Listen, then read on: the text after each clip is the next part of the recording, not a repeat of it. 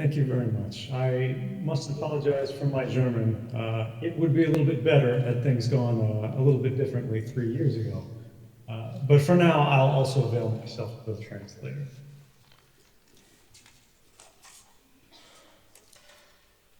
I must say, it is an incredible honor to be following Daniel Ellsberg.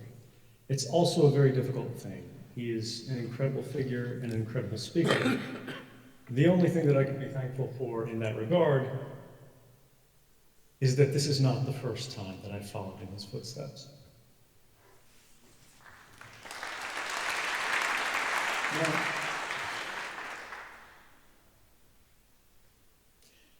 Dan and I have an interesting history because we've debated back and forth across a number of issues. But there's something about his inspiration to me which is not very well known. The film that you recently watched, I believe, The Most Dangerous Man in America, is one that I myself watched. But it wasn't this year, it wasn't the year before, it was in 2012, the year before I came forward. And his example, seeing what he did, seeing the choices that he faced, seeing how he struggled with the same sort of moral complexities that I myself was unable to resolve, helped me see that there was a model that was established that had come from people who had come before, at different levels, at higher levels, even more deeply embedded in matters of government and understanding. And they came to the conclusion that it is not enough to recognize that something's wrong. It is not enough to simply raise a complaint. We have not just the right, but the moral obligation to ourselves and our societies, if we have the capability to do something with it, to achieve a positive result for our families and the futures of our countries.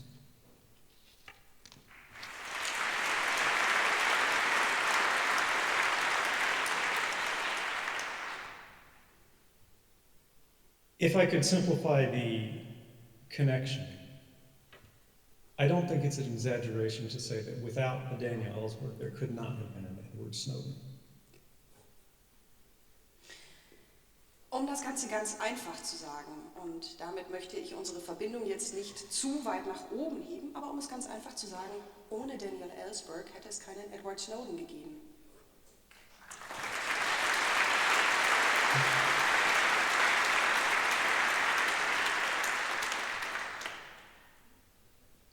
But I want to be clear, his importance goes so far beyond the initial act of whistleblowing for which he is famous. Yes, in 1971, he revealed a truth that the public needed to know, and that changed policy, I would argue directly, some say indirectly, by changing culture, by changing opinion. And this is something that is all too often disregarded in modern society. We look to changes in law, we look to court decisions, we look to easy measures to show the difference or the impact between the day before and the day after. But more than anything else, people today realize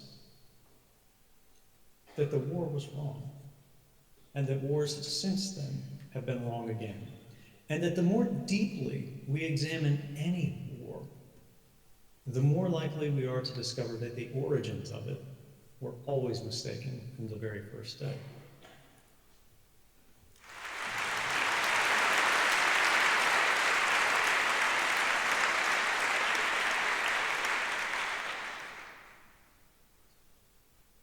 Now, this has had a personal importance for me as someone who's struggled with the same dynamics of seeing a moment where you've tried your best to do the responsible thing, to do the right thing, and yet your own government has condemned you, as his did back in the Nixon administration. Over time, history has viewed him differently, but the critical point here is it's not the first step forward that is the most significant. It is the biggest change. But when I look at the lessons of Daniel Ellsberg, it's that a single moment of courage transformed his life, and in many ways transformed a message for society that people throughout different generations have learned from. And now this lesson is being taught across borders.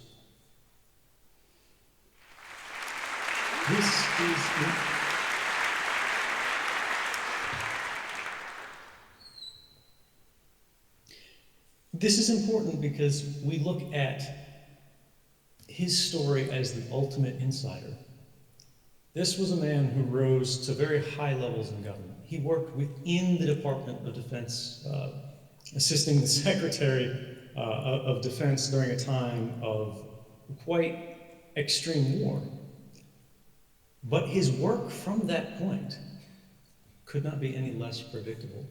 He's best known today for his work against disarmament, or his work in favor of nuclear disarmament, at a time when we see newly declassified reports from the era of the 1950s, the 1960s, that showed the nuclear arsenals of great powers were being targeted not exclusively toward military facilities, not even towards institutions of government, but toward what they termed population, people generally, what classically were known as innocents.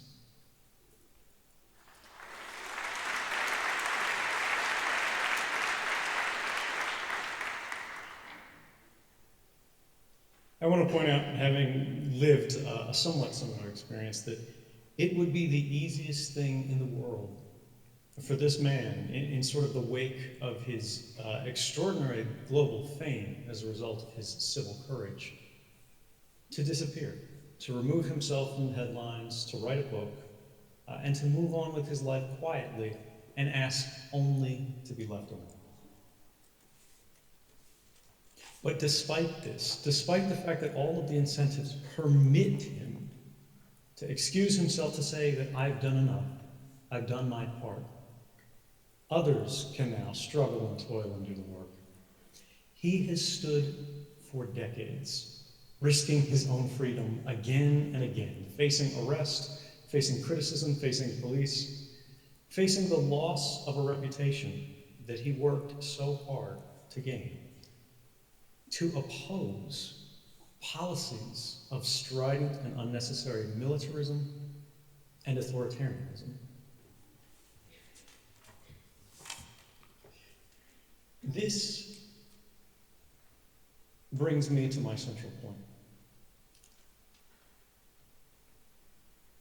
We are told in society that humans are a warlike people. It's our nature to fight. Conflict is something that's unavoidable. It's inherent to our nature.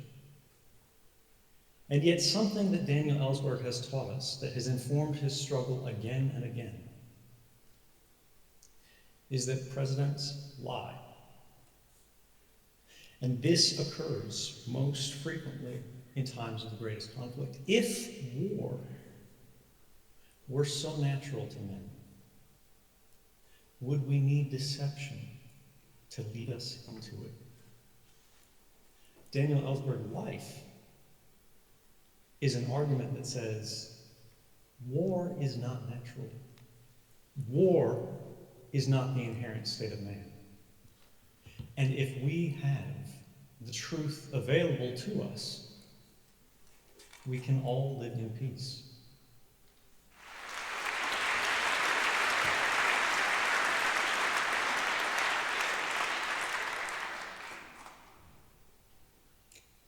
I'd like to end on a personal note, which is that Dan and I have had a few disagreements back and forth about the politics and philosophies of how you should deal with individual acts of conscience, how you should recognize them, how they should be dealt with.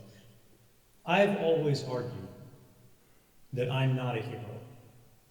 I don't think we should recognize heroes. I don't think we should name people heroes, because it distances ourselves, the individual, the ordinary, from anyone who does anything of substance, of recognition. And it creates a divide that says we have to wait for heroes, we have to wait for someone else. We should not act on our own. Oh. This is because humans are fallible. This is because humans are fallible. We all have weaknesses. We're imperfect. And if we associate so closely the act with the actor, it's easy later on to discredit the act by finding some flaw in the person. I say love the act, not the actor, and yet,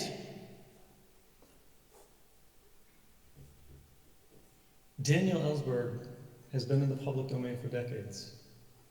He has given of himself again and again on behalf of the public, on behalf of the common man, on behalf of society, on behalf of everyone but himself.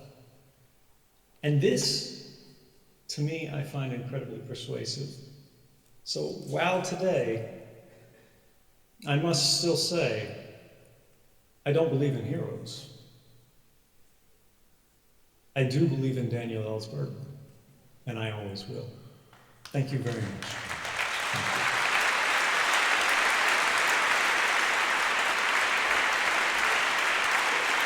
Thank you, Daniel Ellsberg.